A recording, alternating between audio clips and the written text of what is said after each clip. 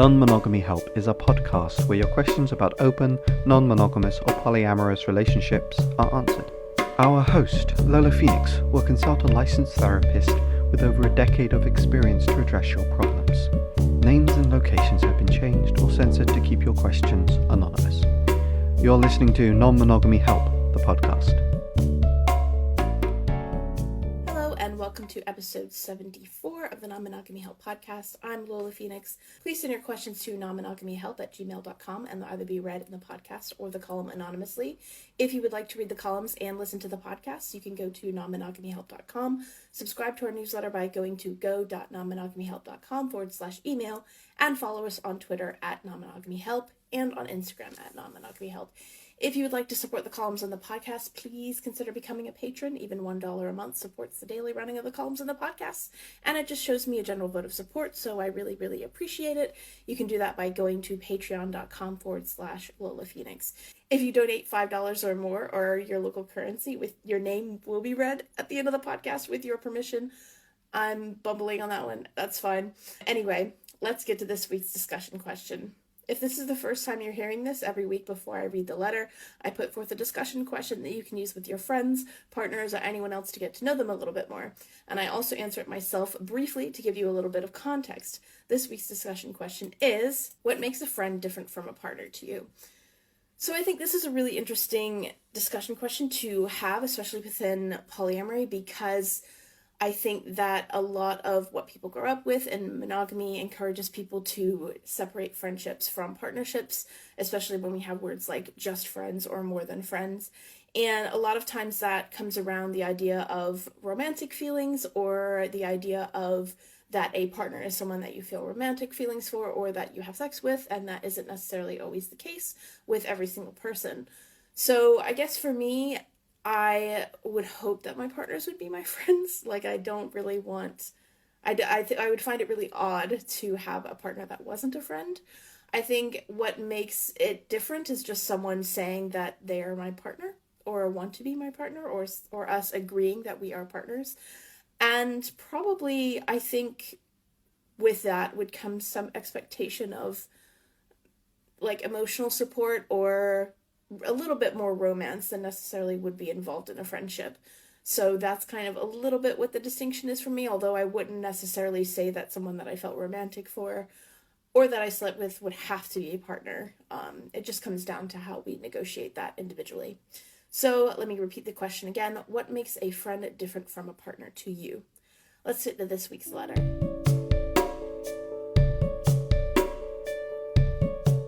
My boyfriend and I have been dating for 4 months. We get along really well and are working on a committed, fluid, bonded relationship. From the start of our relationship, he explained that he desires a non-monogamous type of relationship. He has been in them in the past in the form of one-night stands or friends with benefits types of situations. I, on the other hand, have only had traditional monogamous relationships, but I am exploring non-monogamy and think it would be something that I'd like to try. Listening to your advice and tips has opened my mind up and given me a lot to think about. My plan is to present my thoughts to him about it this weekend to see, among other things, what non-monogamy looks like to him and explain what I think it would look like to me. On that thought, I've thought a lot about boundaries and rules. With your insight, I realize that setting them are not realistic, and I do not plan to set any apart from sexual health rules, where we will use protection from now on because I can control that. That said, I wonder about how to broach the subject of friends and family being potential metamors. He has jokingly made sexual type remarks in the past about some friends and family members that make me wonder if he would want that. At the time, I told him that he is no longer to do that around me. It made me fearful, jealous, and felt disrespectful. Thinking on it now, though, I wonder if I have any say on whether or not he pursues that avenue. Who am I to say? I'm not saying that I would stick around if he does do that, but I can't stop him if he decides to pursue it. His choice. So I'm wondering, how would you approach this, or how have others approached it?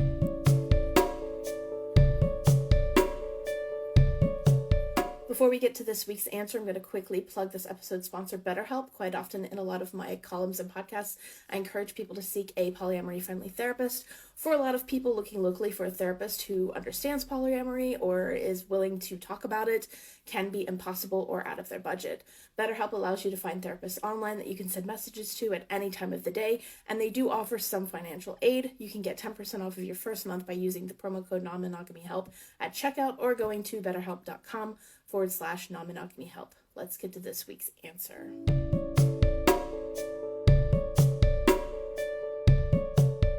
So first and foremost, I feel like friends and family are two different categories. Putting them together is a little bit different, especially because people have different relationships with their friends and family. And for most people, friendships are a little bit more tolerable than family, because for a lot of people, and this isn't even necessarily myself included, but for a lot of people, family is kind of like something that they don't feel comfortable just getting rid of. And I'm not saying that people feel comfortable just getting rid of their friends, but family is a little bit different in that way, and that this is kind of the relationships that they've had for their whole life, versus a friendship might be very different to them and how they define it. So I don't think friends and family are kind of in the same category. And I think that you should kind of think about that. The second thing that I would think of is that everyone kind of has their own boundaries around how they feel. I mean, there are some people in monogamous situations where, you know, they break up with someone and then maybe like their cousin or something like that. And that can be awkward, but it really just depends on the family. Like, it's so specific and dependent upon the relationships that family members have with each other. I think I would feel weird if my partners dated my family members, not necessarily because I have close relationships with my family, but because I don't. And it would put me in a really awkward position because I don't necessarily want to have to interact with them. So everyone kind of has their own boundaries around that. I think the interesting thing about polyamory that a lot of people don't realize is that within monogamy, we're kind of sold a narrative that your partner chooses you because you're the best, or they choose you for, you know, a very specific, unique kind of snowflakey type of reason. And I'm not saying that that's not true, but, you know, you kind of assume that your partner has, for lack of a better word, good taste, or when you kind of get into a polyamorous or a non-monogamous situation, you sort of then see the taste of your partner, and sometimes that makes you go, wow, I didn't necessarily know that you would be interested in someone who, you know, is like this or like that. And because you know your friends and you know your family members, like, when your partner is interested in a random stranger and you don't know who they are just yet, and then maybe later on down the line you find out, oh, that person isn't that great, maybe they're kind of, however you want to define that. Because you know your friends and family members, I think sometimes when people are attracted to them and you're just sort of like, oh, I know about that person, and like, not to say you don't think negatively of your friends, but you start to wonder what it is about yourself that maybe your partner was into. You start to wonder, it really questions that idea that like, oh yes, my partner's into me because I'm the best, or that I'm a good catch. You start to go, well, what is a good catch? And like, why is my partner interested in me? And the thing for me, and maybe I'm being a bit of a dickhead, and I fully admit that I could be being a bit of a dickhead, but the thing for me is that I'm going like, oh, is my partner just interested in me because I'm interested in them? Is kind of the thing that kind of rocks me a little bit. So sometimes that is part of the difficulty. It changes the way that we see our partners, especially if they choose people who are not great for them in some way, or it kind of makes you wonder, like, why, like, this person is, especially if they're not being treated well, and it's hard for you to just sit back, or at least it's hard for me to just sit back and go, oh, this person is not treating you right. Why are you with them? That it can be a really, really difficult thing. And I'm not saying anything bad of your family or family members or friends. They could be great, and you totally understand what your partner sees in them, but that can be an interesting aspect of polyamory. I think it's always worth, when you have kind of a feeling of, oh, I don't know how I feel about this, kind of redefine it as a friendship and see if that changes things. So if your friend was interested in your cousin, and obviously this makes things, family meetings and stuff, a little bit more awkward, right? Because a lot of families aren't really understanding of polyamory or get it, and that might make things a little bit more strange if you do have family meetups. But if your cousin was interested in this person, like, then I think you can realize, or if your friend was interested in your cousin, then I think you can realize, is it about the fear that my partner's into somebody else, or is it about who I know that somebody else to be? So if I had a friend who was interested in somebody and I knew that person probably, I don't know, in my judgment of them, maybe I thought, they might not be great because I've seen them in other relationships and I might worry for my friend's benefit, right? Then it's less about, the fact that, oh, this is a bit weird, and more about, oh, I'm a bit concerned about what this relationship is. Now, all that said, that doesn't necessarily mean that you should stop it. I think you do have the right kind of mindset, which is like, can you actually control what he does? If he does decide to date family members or friends, you can't really control that. However, the thing I would say is you can't also promise that you're going to be cool with everything. And it's not realistic for him to expect you to just be able to be cool with everything or be comfortable in every situation. The one thing that I say, like, there are people who have been really crap to me who I don't want to be around because they've been really crap to me, or I don't really care for them. And I'm fine. Like, I can have partners who date those people. That's fine. The thing that I draw boundaries around is like, look, you can date this person. I don't particularly care for them. So I don't really want to hang out with them. I don't really want to do group dates. I don't really want to do any of that. If they're going to be in our shared living space, I would appreciate some, warning so that I can vacate the premises, like things like that. And that's just because I don't want to be around these people. And I have a right to not want to be around those people if that's something that I don't want. You don't have to just smile and be cool with everything. If you can't promise that.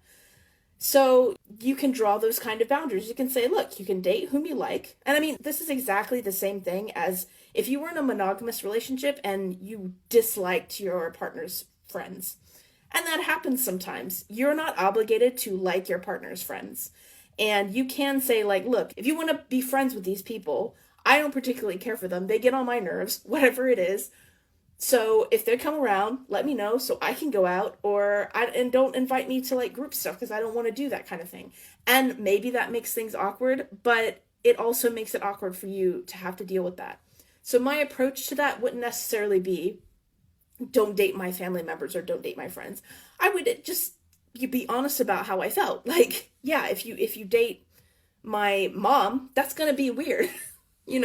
That's going to be weird. I'm going to feel weirded out by that. And I can't guarantee that nobody wants to necessarily break up over something like that, but I'm going to feel weird about that. And just try and take it on a case by case basis rather than making a big leap to everything.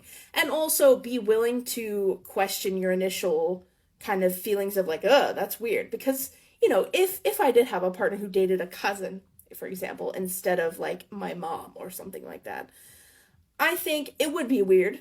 It would definitely be weird at first. But I think that for their happiness, as long as I wasn't like, we weren't all going to big family functions all the time together and it was weird, I think I could deal with it. So you never know. And it might be that you might initially have some feelings, but you don't necessarily always have to listen to your initial feelings about stuff. You can kind of go, okay, I feel this way. Think about it a little bit. Give yourself a little bit of time and don't make rushed decisions about things and see how you feel about it. If you still feel uncomfortable after a while, then that's fine. Like, you're allowed to be uncomfortable about stuff and you're allowed to go, don't think so. I think I'm going to nope out of this situation, or change your partnership in such a way where you don't live together, or however that may be. And that may seem really scary, but the thing that is important to remember is that you have no idea what the future holds. You may think now that putting a boundary around like, okay, you can't date my friends or family members because that would be weird. But you have no idea what will happen and who he's necessarily going to date. Later on down the line, he may date someone that makes you feel way weirder than any friend or family member could ever make you feel.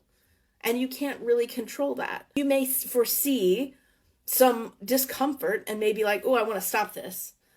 Instead of doing that, just go, okay, and don't make promises about, that's one thing that a lot of people do, is that they, especially in polyamory, like if you are the partner that is scared of making your partner feel uncomfortable, you are going to want to be like, are you okay? Are you okay? Please tell me that you're okay. Tell me that you're okay. You can't promise all the time to be okay. And even if your partner does kind of put pressure on you to do that for the sake of feeling comfortable themselves, don't give in to that. Don't promise to be okay in every situation. You can't predict how you're necessarily going to feel in every situation, but you can promise that you'll take a case-by-case approach to stuff, that you will try to be respectful of their feelings, and that they and you both will be respectful of each other's boundaries around the situation. That is probably the approach that I would take to that.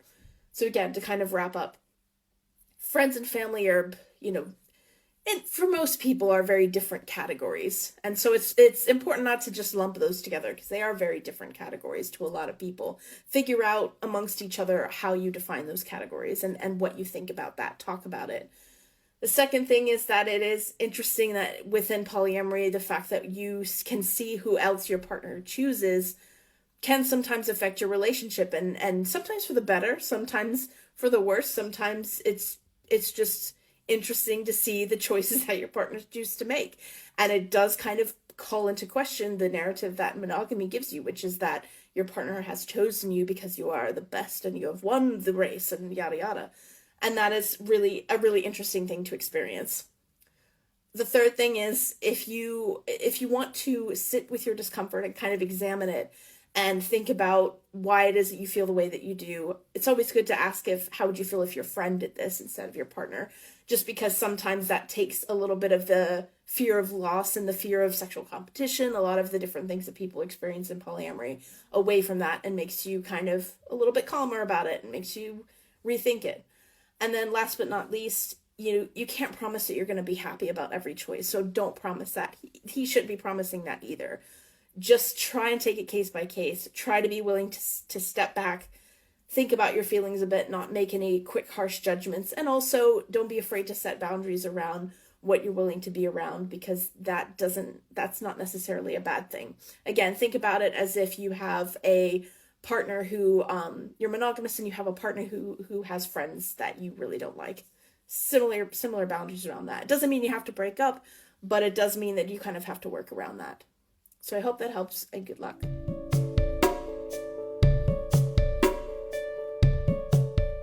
Thank you for listening to episode 74 of Non-Monogamy Help. If you want to be awesome, you can donate to our Patreon. Donating $5 or more means your name, with your permission, will be read at the end of the podcast. This week's current patrons are Laura Boylan, Chris Albury Jones, Juke, Ellen Robertson, Nikki Jones, and James Wartell. If for any reason you cannot become a patron because life happens, if you could take 5 minutes to log into iTunes, find the podcast, rate and review it, that would be so helpful. It really helps me get the podcast out there to new people. And if you don't want to write a review and you just want to do a rating, that's also appreciated and just fine. So yeah, if you have 5 minutes to spare, please do that if you can. That's all for this week. You'll get a new column next Friday and another podcast episode in a fortnight. Thank you again for listening.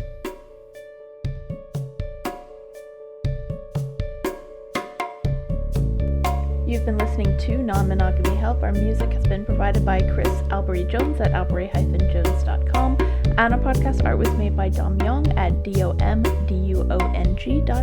Thank you again for listening.